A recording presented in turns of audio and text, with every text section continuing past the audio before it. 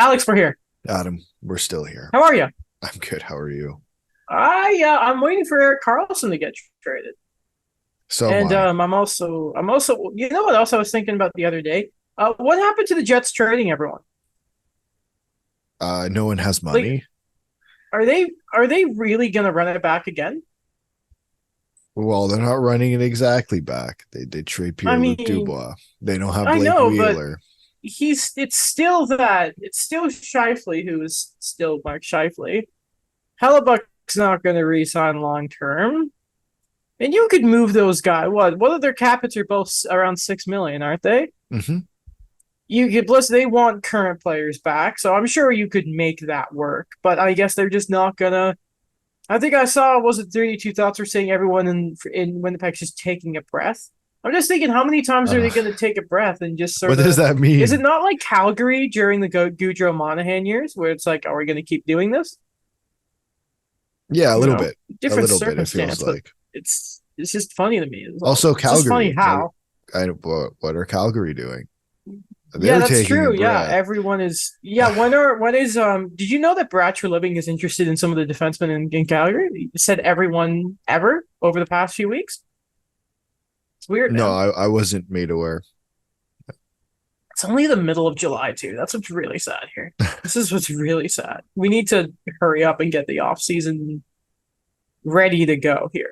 Because it's getting down. This is a bad time. There's not a lot to really go off of. Because of our gap in recording, we do have some good stuff to talk about.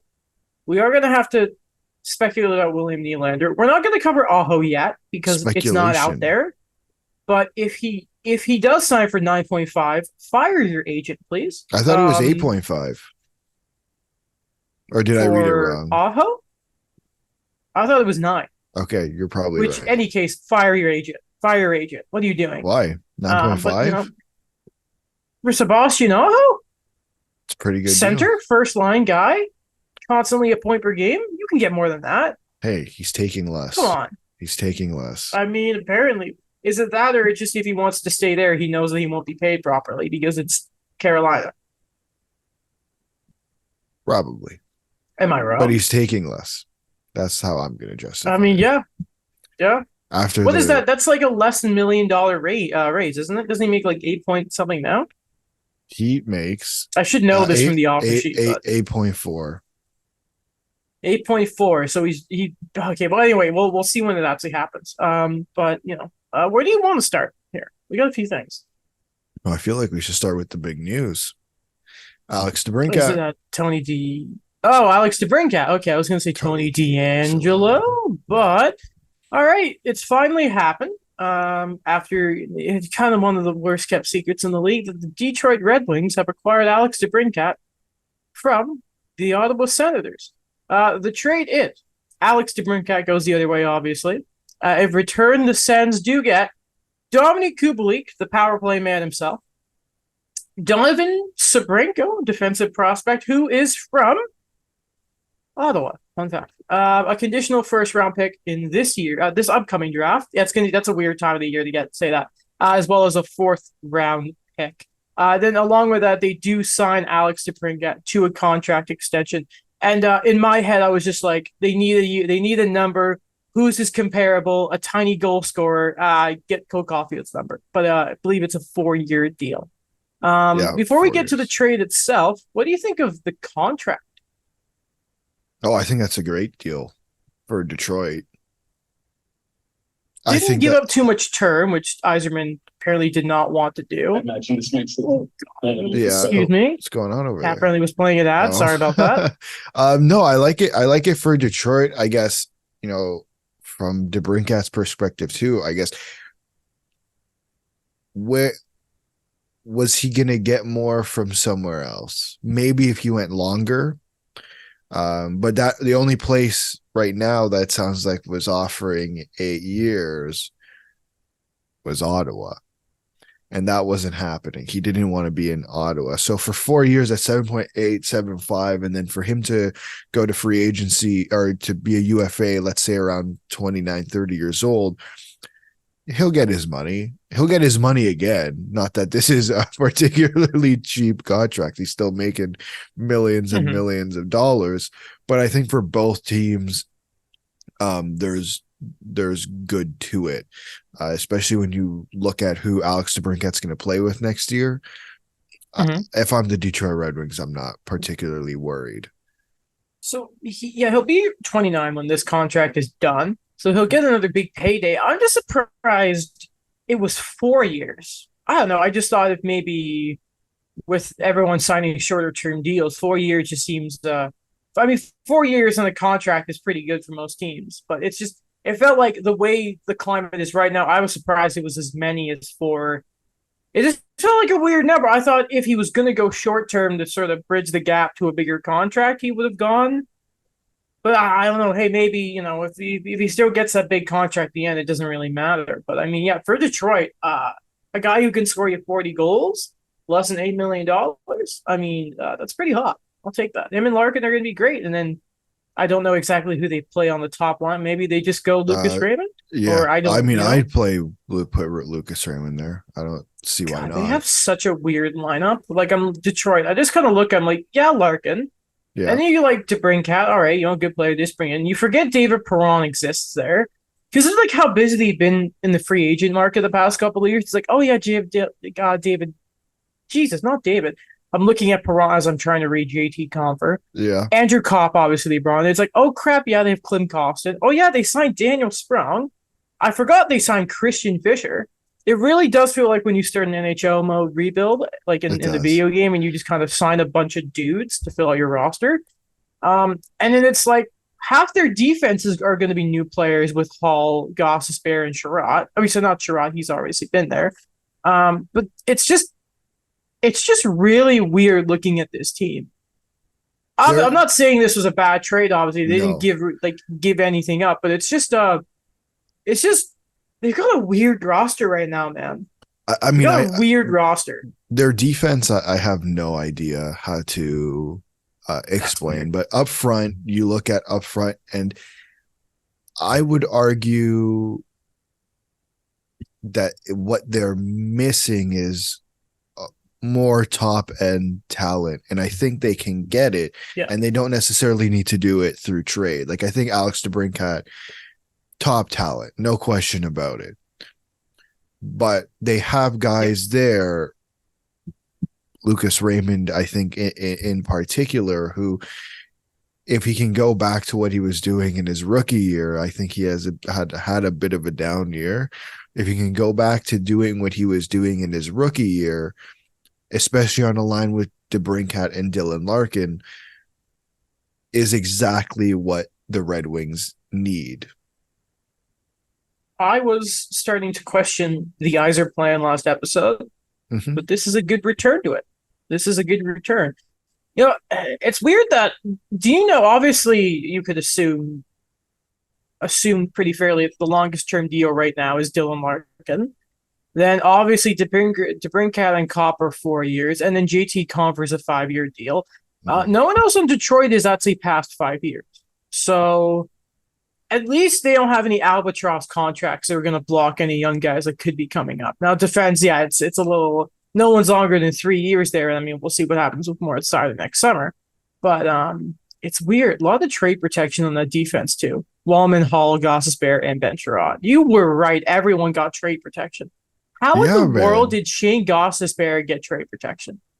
Who allowed that? Did the agents all come together and say, "Listen, guys, trade protection. No one's coming to Canada next year's trade deadline." Eh? No, I just No don't one. get. I don't get how I don't get how so many players got trade protection. I feel like it's a bit overused, but whatever. That's not my fault. My Yeah, I problem, mean, I guess. we'll see how many actually exercise that I trade know. Well, protection. that's Though. the thing too. Is like half the time I feel like they don't exercise it, and then when they do exercise it, a la Tory Crew, it's like everyone's up in arms. So I Mm-hmm. don't get it. Whatever. But So, so let's talk about the other side of this, and that is the return that Ottawa got. Mhm. I think underwhelming is a pretty fair word to use when you look at the name that is Alex DeBrincat. However, given the situation they were in, I'm not surprised that that's all they got. It is still pretty bad, though, in my It opinion. it's also underwhelming considering what they gave up.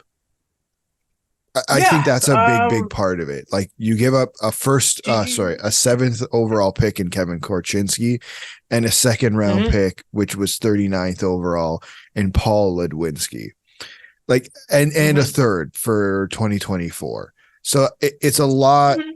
It's a lot to give up, and then to go and turn around and then get Dominic Kubalik, who is going to be useful, but not Alex DeBrincat. Donovan Sabrango, who's a prospect, so a future, absolutely is a good thing.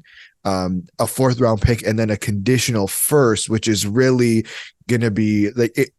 If I understand You want the me to read the conditions condition? right, it could either be Boston's or it could be Ottawa's. So we're now talking. It's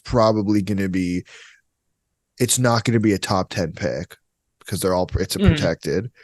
So that it is a bit disappointing, the return, but I you have do have hit to my look. mic like 4 times. I'm so, Oh, so sorry. I think I heard it once, but I Okay. think like you look at the other RFA trade, similar situation. It's almost comparable to the Pierre-Luc Dubois trade, but I would argue the Pierre-Luc Dubois trade, you had more um, pieces to win, quote, win now, or that are going to play now. I think there's a lot more futures here. And I don't know if that necessarily benefits the Ottawa Senators for a team who wants to make the playoffs and play competitive games into April. I also want to make a point here in saying that if you look at it, this may be kind of unfair to say, Mhm. but you essentially gave up the seventh overall pick, as you mentioned, and that other selection. In a vacuum, we can kind of say you gave it up, and at the end of it, you basically have what's probably going to be mid-round pick, a fourth prospect who I don't think is going to. He could he make it, sure, but is he going to be a difference maker? No, especially they have of their big name D they have currently. I mean, he's going to be the bottom half of those pairs, and Kubalik. Right. It's like Dominic Kubalik on what could probably be a PP2 third liner on a contender. On Ottawa, he could probably get a bigger role right now, I would assume. Especially if they don't sign Tarasenko, and no one dare tell me that if they sign Tarasenko, this helps the deal. Shut up. Don't do that. No, But I think I'm it not does letting that though. happen. But I think it No, it does doesn't. though. It absolutely But he's does. like 31 now. He's I not think this. you're He's underestimating Vladimir Tarasenko. Like we had the conversation. maybe, I think but you. he's not as young as DeBrincat. His scoring acumen, he hasn't scored the level that DeBrincat has for years. I Well, just DeBrincat had a bad don't. year last year though. He had how Yeah, many? but then look at before that. Tarasenko has had one good year in what his past 3 or 4, and I love Fine, Vladimir but okay, Tarasenko. yeah, but okay, fair. He's I don't know. I think I disagree. Last year he had 18 goals and let's call it 60 uh, almost 70 games. The year Mm-hmm. before that he had 34 and 75. Then you go the two COVID shortened years, I think he was injured like massively. Yeah, I He's think the played shoulder 20, injury 24 and was 10 in there. games. And then for 4 straight years or 5 straight years, he had 30 plus goals. Like, Yeah, but with Alex how old DeBrincat, it's is he like, though? I He's know how old he old. is, but you weren't keeping Alex DeBrincat. I'm not saying it completely changes the deal, but there has to be some good thing to come out of this because right now all you've gotten is futures and Dominic Mhm. Kubalik, and that's most definitely not good enough. Yeah, they For don't it, need futures anymore. They no, need to. The Sens need to be winning now. well the And I rebuild was don't over think last year. exactly. I don't think like right now. Assuming Patrice Bergeron's coming back, I don't. I have a problem putting them over Boston. I have a problem putting them over the Sabres right now. So it's difficult for me to sense making it to see. It's difficult for me to see the Sens making the playoffs this year, and I just don't. I don't know how much of a step forward they're going to take. Listen, I want to just make this very clear. I love that Pierre Dorian did the DeBrincat trade to begin with. We need more Sure. zest like that in this league. It is unfortunately a gamble that has not worked out. But I mean, hey, take the gambles, man. I don't blame you. It's I have a very difficult time. Maybe when we get closer to the beginning of the season, we do the preview for it. We'll have a bigger discussion on the Suns. It's just right now. I have a lot of questions as to how they make noise this year. It's just they need to. I think what they're missing is up front. Is I think if you look at their back end, it's really you get a full season of Jacob Chikrin. You have a guy like Jake Sanderson take another step. Hopefully, same with Erik Brandstrom. You bring in Jonas Korpisalo, who can be good, can definitely be good. It's up front, and it's like last season you brought in Claude Giroux and Alex DeBrincat, and those are your big moves. And Alex DeBrincat had a down year, which was 27 goals and 66 points, which is funny to say, but down year for Alex DeBrincat, who has scored 40 goals in the past. Mm-hmm. You need a guy. You need some of your guys to stay healthy. It didn't help that Josh Norris went down early in the season. That's where my justification for Vladimir Tarasenko is. I still think he's a better fit for Carolina. If I'm Carolina, I'm all over that. But they need something. They need something up front. Let's look at Tony DeAngelo for a second here because you talk about Carolina. Mm-hmm.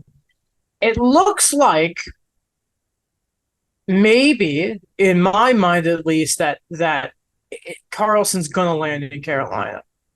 I say that because we know that Carolina were about to reacquire Tony DeAngelo, but the league said no. And that was because cap circumvention, whatever. And there was a certain day where a year later the trade could happen, whatever. We're past that date. It has not happened, and the Flyers put him on waivers. He clears. He's been bought out. Second time in like 3 or 4 years, funny enough. I wonder why. I have a funny stat for you after. So go ahead.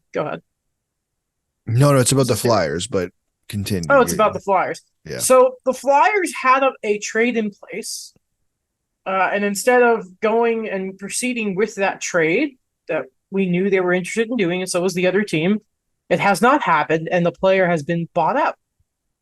So why, if you are Carolina at this point, unless you have Karlsson coming, would you not have done that trade?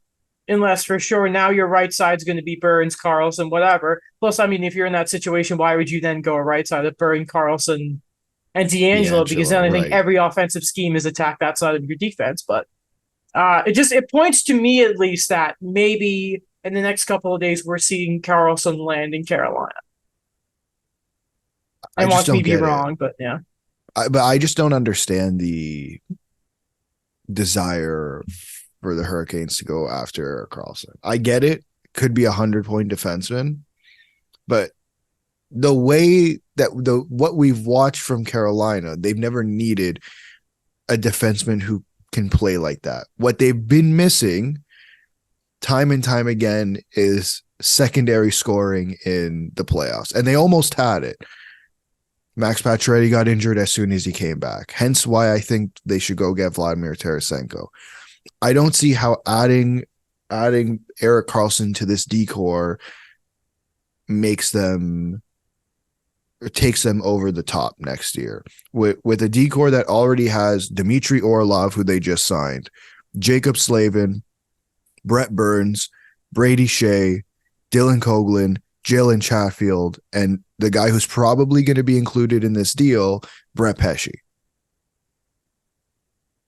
Maybe you just go, man, it's a good question.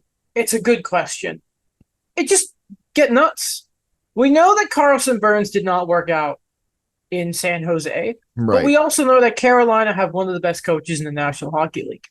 And we know and we saw how Brent Burns has thrived under Carolina's system.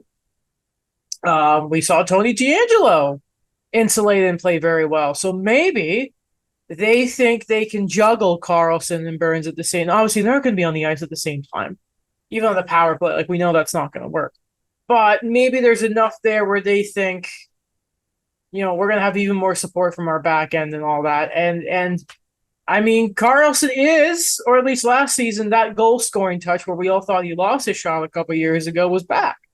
So maybe that's where they think they're also going to get some support from the back end. That's the way I look at it. Maybe they pull some tomfoolery, Alex, and they get Karlsson, and they somehow also get Tarasenko. And then they also sign that's Tony definitely DeAngelo, and it's just madness. I struggle with that understanding. I agree. I have another idea, Alex. Okay. Secondary scoring. They sign DeAngelo to be the D. They trade, get Karlsson, and they play him at forward. You know what? Maybe that's it. Like I'm just he got Burns got like just over a third of his points on the power play. Yeah, makes sense. Now, how many points did he have last year? He had 61. Ah, good for him. And he had 23 power play points, 4 goals, 19 assists. Mm-hmm. Those numbers drastically go down. Maybe not drastically, but those numbers definitely go down once you move him to power play 2. Because Erik Karlsson's coming in, he's not playing power play 2 minutes.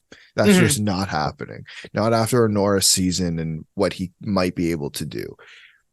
That's why I don't understand this. When Karlsson came into San Jose, yes, they were at the tail end of them being good, but they were still good at San Jose, and it didn't work. I just don't see why Carolina's the team. To be honest, neither team who's in the Karlsson sweepstakes, I don't understand why they are in the Karlsson sweepstakes, to be honest. There's one team that was talked about earlier on, but have seemingly gone away. But Pittsburgh and Carolina, I don't get the idea for them to bring Erik Karlsson in. Is the team you were talking about Seattle, by the way? Or, that makes loads of sense considering what they're looking for. I don't get the Carolina Pittsburgh. Yeah, it's weird that Kyle Dubas loves Erik Karlsson so much. I'm not sure. It would be nuts, like in a good way. Of these two teams, I'm rooting for Pittsburgh to get them. Because I really just don't want to have to cheer for Erik Karlsson as a Carolina Hurricane for obvious reasons. I don't want to do that. I refuse to do that. Hell, maybe they trade Brent Burns, by the way, if this doesn't work out. You never know. Get nuts. Get absolutely nuts. And then you trade him in the package and get a forward. Who's a forward? I'm trying to think of some crazy scheme for William Nylander. There it is. But, it's going to be fun to watch. It's going to be fun to watch. But yeah, Dubas is getting real nuts there, isn't he? I bet he was itching. He was going to make a Marner move. He was getting itchy, and then it just went, oh, I don't have a job anymore. Pittsburgh, let's have... do the Pittsburgh Penguins just not need a bit of let's get nuts? You know what I mean? Yeah, I guess a little bit. Even though Tristan Jarry needs a defenseman who can kind of help the shots against. I mean, like Graves helps with that, but Graves Karlsson, that's it. That's the combo. Is the Tang down to PP2 then? It's right. Weird, eh? And this is where it comes in. It's like you're gonna have Chris Letang and Erik Karlsson on the same defensive unit. Yeah. Like, doesn't that just scream like it's not the same thing because I think Chris Letang can actually play defense, but does that not scream having Brett Burns and Erik Karlsson on the same team? I don't think, it is. It's not as bad, but it's like looking at Pittsburgh, Erik Karlsson's like the super version of Jeff Petrie. Supercharged on offense, but somehow even worse defensively.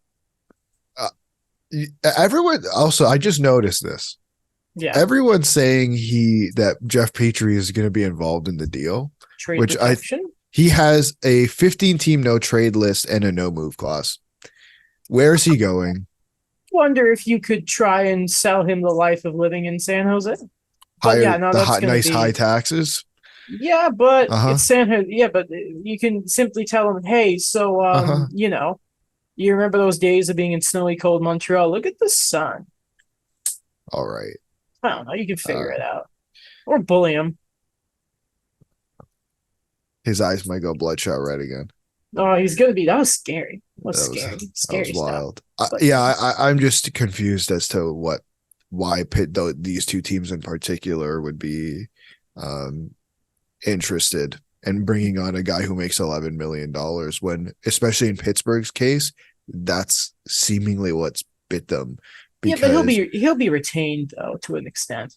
Okay, so he's making $9 million. They're not retaining 50%. Yeah, they're not going to do that, but maybe the magic number is eight and a half. But then the whole thing with Pittsburgh is they were unless Kyle Dubas can do it again, was they weren't able to bring in depth that was good enough. Listen, so how is bringing in a guy at $8.5 million going to fix that? Crosby, Malkin, yep, Letang, Karlsson, the core four. Yep. How are they going to do it, Alex? He can and he will. Okay. That's the best. Because that worked for like 5 years in Toronto. Yeah, man. And whatever. Sidney Crosby. My heart won't be able to maintain a team with Sidney Crosby and Erik Karlsson on it. That's gonna be great. So, what was the stat about Philly you had? Oh, yes. Let's back to Philly. I don't know how we got. So, with Tony DeAngelo being bought out, the Philadelphia Flyers are now tied with two teams. No other NHL team has had more buyouts since 2012. Can you guess the number? 6. It is 8. Oh God! Can I try and guess the other two teams? Yeah. New York Rangers, maybe. Nope. Detroit. Nope. Really? Who? The Devils and the Predators. Okay, Nashville. I was gonna guess, but New Jersey, really? I don't have the names, but I do have the names for the Flyers. Could you guess the 8 names since 2012? Yep, that's one. Did they buy out Steve Mason? Was Steve Mason even a Flyer? They did not buy him. DeAngelo, obviously. Mm-hmm. Oh God, it's a lot of players. I'm not going to waste people's time. I won't get this. Who All right, Oscars Bartulis. Okay, wait, one more. Vincent LeCavalier? No. Oh, really? I think he just retired. Good for him. You didn't get a third one. Sorry, go on. Oscars Bartulis. Okay. Daniel Briere. Yeah. There's one more I remembered, but I'll let you go. Ilya Brzgalov, you said. Yep. RJ Umberger. Oh God, yeah. Andrew McDonald. Yeah, weird. Dave Schlemko. He was bought out? Oh, wow. Former Oscar Lindblom. That was the one I remember. Yeah, that wasn't a great look. And Tony because they did it to sign DeAngelo. Oh, my God. And Tony DeAngelo. That was a bad look on them. Hey, cancer survivor. Goodbye. Bring in Tony D. Then they bought him out. Wow. And listen, this isn't a criticism of Danny Briere. This is a criticism of the previous management group. They brought in Tony DeAngelo at a time when they needed their defense to get better defensively. Not offensively, defensively. I don't understand why they did it, but I'm just glad that the new management group, which is Danny Briere, Keith Jones, etc., the new CEO of Comcast, are all on the same page that they need a rebuild. They're not on the same page as the social media team. They're not on the page. Yeah, that was bad. Very bad. But I will say, though, it's really good that they start off their rebuild with Russian superstar Matvei Michkov. Speaking of, by the way, did you see that? Oh God, what was his name? The goaltender they signed who got arrested in Russia. Signed in the KHL. Ivan Fedotov, yeah, signed in the KHL the other day. I did not see that. Yeah. So, that's awkward. Yeah. I don't think he's coming. Yeah, I know he's not. But Matvei Michkov takes the risk, shows he wants to play in a team, and Montreal just say no, we're not going to do that, and I hate them for it. And I love the post draft criticism. It's just it's all time. It's all time BS to be honest. Whatever. I kept praising and saying that Pierre-Luc Dubois was going to be the Anze Kopitar replacement. Then the Kings go and extend it for 2 more years. It's $7 million AAV. Not bad. They retain their captain for 2 more years after this one. Do you have a Yeah. thought? No, I just think that the Kings are going to be a problem next year. I agree, but will they finally get past their demons, the Edmonton Oilers? That's weird to say out loud, isn't it? Huh. But it's true. I mean, there's a possibility. Yeah, but it's a good question. There's always a possibility. It There's really always a depends on chance. the Oilers' goaltending, to be honest. That is true. Mr. McDavid can try and do all he can, but to some point it's not going to work. I mean, I'm an idiot. I thought that Keandre Miller was extended during the season, No, and then all of a sudden it's like, oh hey, there, Keandre Miller gets a 2-year extension with his favorite team. I'm sure the New York Rangers, the one he plays for. It's basically a little baby bridge. He makes 3.872 annually on the deal. nice. Mr. Miller, who he was showing a bit of offense last season, but he's of course known primarily for his play away from the puck, and he is very good at it. Remember, I did not realize. Like you said, what he's known for, but I did not realize he had 43 points last year. Yeah, he was picking it up, man. He's picking it up. I think this is more than a good deal for the Rangers, and I mean he'll get paid next time around. Oh yeah, no, they had to. The Rangers need to. If there's a cap. I need to check something with the Rangers quickly. So when exactly? So in 2 seasons. Oh, Alex. Oh, do you know who is up in 2 seasons as well? Yegor Shesterkin. Oh, Yeah. that'll That's be gonna an be a interesting bad year. That's gonna be a tough year for good the thing New the York cap Rangers. will be nice and high. I know, but it's gonna be a lot of money. That's gonna be a big raise. It's gonna be a lot of money. He'll be 29. Isn't Connor Hellebuck 29? I think Heidelbuck's 30. 30? Oh, never Yeah. mind. I had a broke thing something. going. Hold on, let me double check because I'm bothered by that now. The Winnipeg Jets, cap friendly. Where are you? Where is Winnipeg? Oh, I'm stalling. I can't see them. Winnipeg, there they are. A lot of cap room for the Jets. Connor Hellebuck is 30. No, so yeah, I don't know. Close comparable. It'd be very interesting to see the deal that Connor Hellebuck gets, because then you just add a couple million more for Igor Shesterkin. Yeah. The Canadians continue their streak of I guess you could talk. Of replicating the Kirby Doc trade from last year, but this time with Newhook by also giving him a 4-year deal. But the AAV for this one is $2.9 million. 4 years. He will still be an RFA at the end of it. Yeah, low risk, high, potentially high reward. Yeah, 2.9, I like it. 2.9 is going to be not a whole lot when the cap goes up. So I always love deals when you give young players a bit. Like, listen, Caulfield was obviously like, you lock this man up forever. But for a guy like Newhook, I like still having team control by the end of it. Yeah. There was actually a tweet I remembered for once that I wanted to read this. Me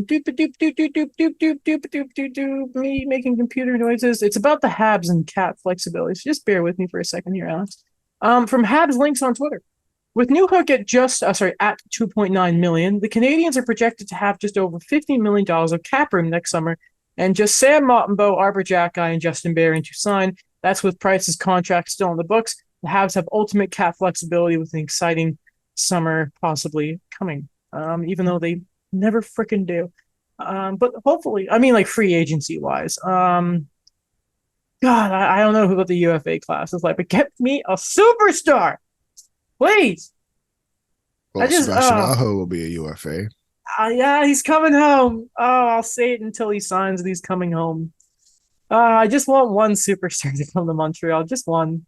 But Alex, who do you think has been the most successful head coach in Canada over the past couple of years? Just think about it. Like, who is the furthest Canadian coach to go down in the playoffs the past couple of years? Oh, well, those are two different questions. Success is judged by certain assets, my friend.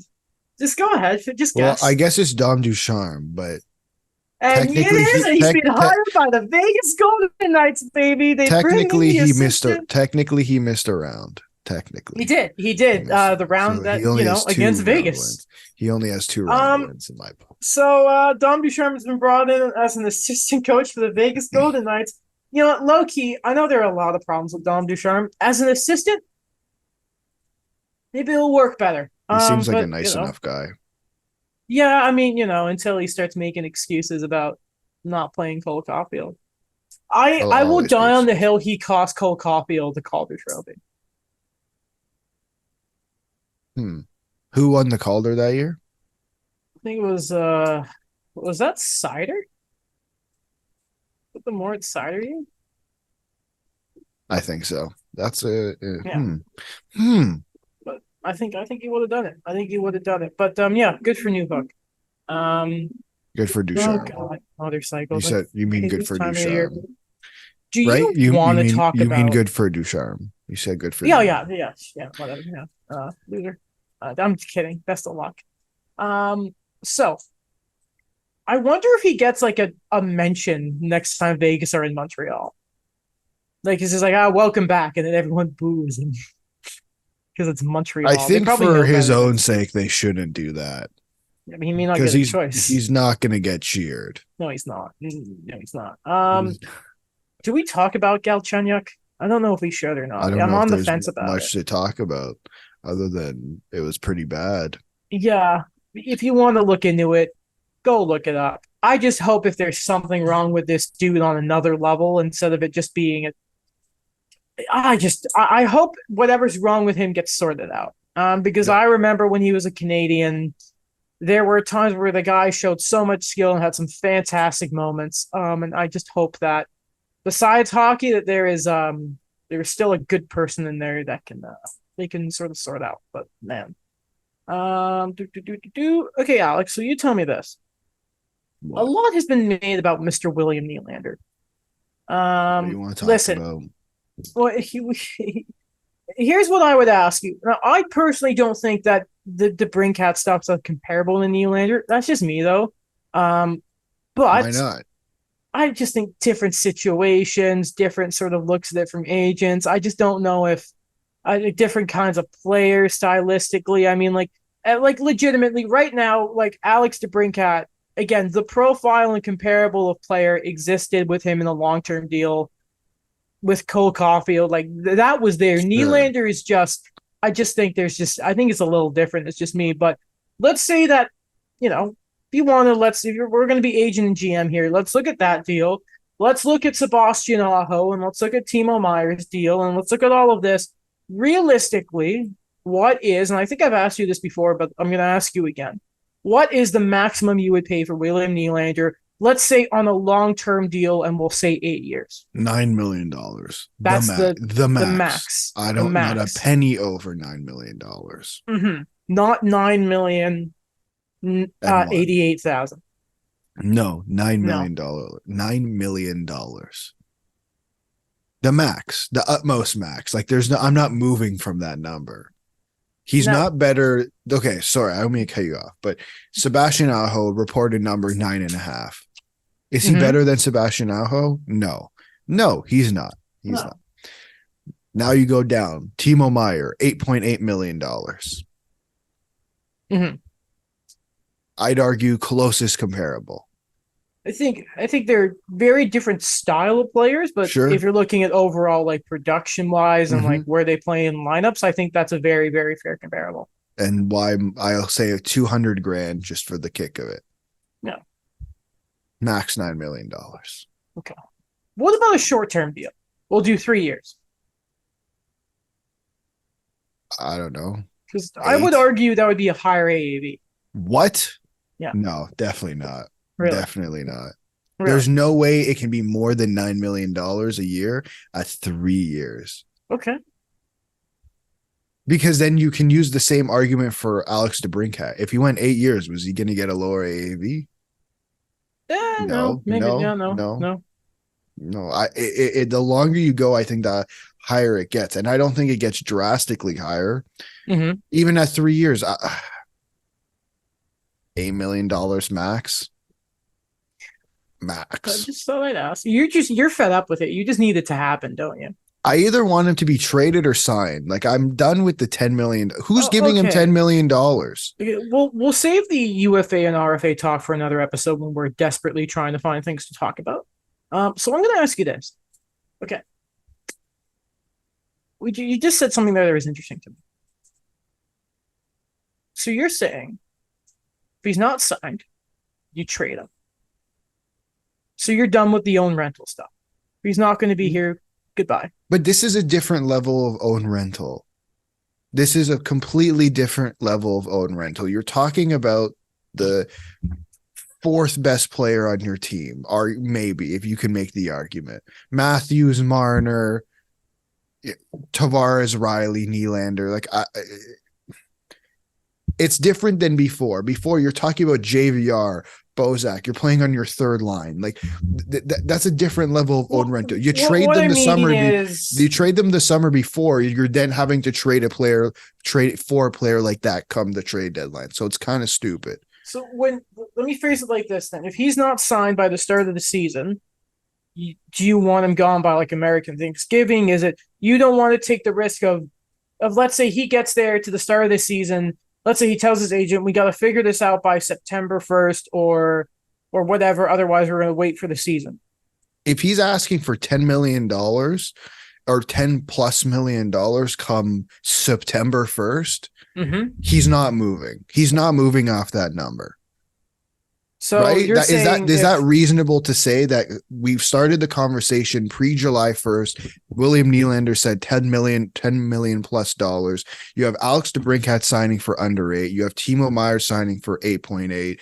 You have comparables, yet you're sticking to $10 million and more come September 1st, and it's been 3 or 4 months. We're not like, what are we doing here?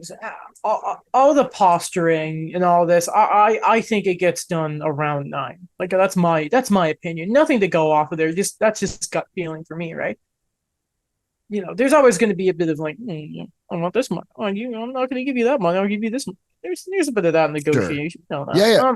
I'm just trying to get to a point where are you comfortable in keeping him if he's not signed? Like, you're not willing to take the risk of it's going well. Like, if they're out the playoffs come the deadline, which isn't not going to happen, I'd be gone. Like, whatever, he's got to go. But if they're in a spot, they're top of the division, we know they're playing Tampa in the first round in January, are you okay with keeping him then and still maybe because using that time? I'm just trying to figure out where's the line for you timeline-wise. Come January, you're going to get half the value for him that you would now because half the season is gone. The thing with this situation is there's so many other variables involved in this for whatever reason, because he's waiting to see what Matthews gets. Matthews is waiting to see what he gets. But at the same time, William Nylander doesn't want to get screwed because he thinks he got screwed the last negotiation, which he didn't. It was just the entire situation was stupid. Like, how about this? I've seen it suggested that maybe the three of them talk, like Matthews, Marner, Nylander. That would be a great idea, but they're not going to do that because this isn't a competent core. This isn't a core that was apparently surrounded with smart enough people to give them that idea. They brought in Marlowe, they brought in Spezza, they brought in Thornton, and apparently the one thing they didn't teach them was to communicate with each other.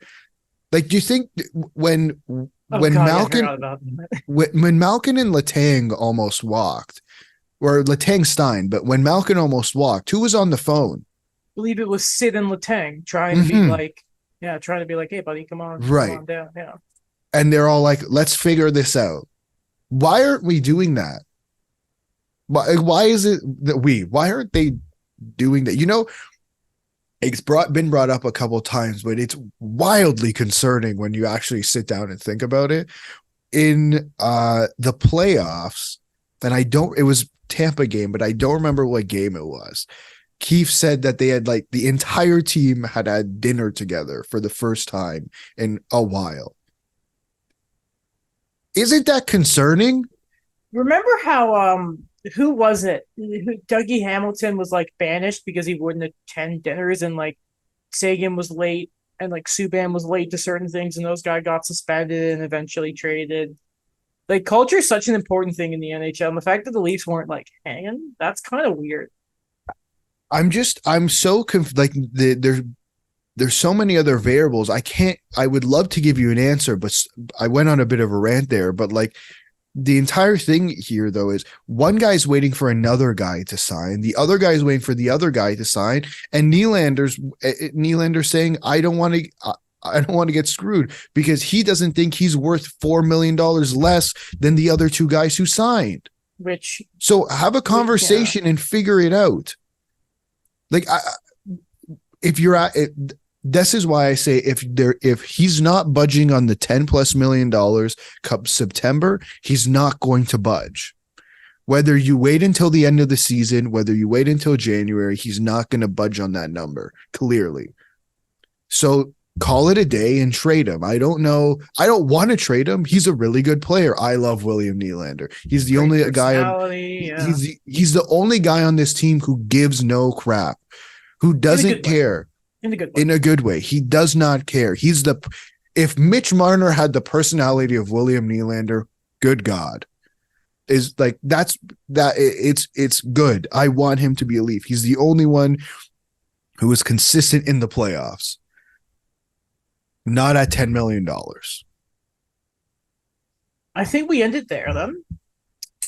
Not because we're running out of time, but because we have nothing else to talk about. And I think that was a good fiery rant to finish off here. I can't wait for the Karlsson trade to happen in about an hour or things of that nature. Alex, is there anything else you want to say? I want this William Nylander stuff to be done with. I can't wait for it to happen like the day before free agency, like minutes before, like his RFA stuff. It's like it lasts all the way there, and then it's like, yeah, he signs for like a perfectly fair deal, and it's like, oh god. And then Marner's comes, and it's like, oh god. Like, it's so annoying that we're gonna deal with this. By the way, it's taken away from the Matthew stuff. That needs to happen. And then it's gonna immediately go to Mitch Marner, and that's gonna be even worse because it's Mitch Marner. Because we all know who's going to be doing the talking for Dude, I can't wait to see how much Marner asks for. I cannot wait for it to happen. But I can't wait to hear what certain people have to say. I'm not going to name names, but y'all know who I'm talking about. Paul Marner. Nope, didn't say that. Oh, okay. All right. I didn't say that. Alex, are you gonna be a Project Donnie on Friday? I don't know. You should. Anyway, we'll talk about that off screen. I meant to ask you. Okay. Thanks for listening, everyone. Shout out to I almost said the other name of the school. I don't think you can say it anymore. Shout out to TMU for what? Shouting. Why? How did that happen? Daniel. Oh, okay. I almost said like I'm not a graduate yet, but I appreciate the kind words. That was cool. I didn't know that was a thing. But we do have a lot to say. Some of it's good takes, some of it's bad takes. Some of us look very silly, and some of us say watch out for Buffalo back when they signed Marcus Johansson, like I did. Oh God, remember that? Watch out for Buffalo when they are just now taking a step forward all these years later. Oh God. All right, well, Alex, we'll see everyone next time. And hopefully Jan finally shows off what he's been trying to show off on the show for a month though. But we'll see everyone next time.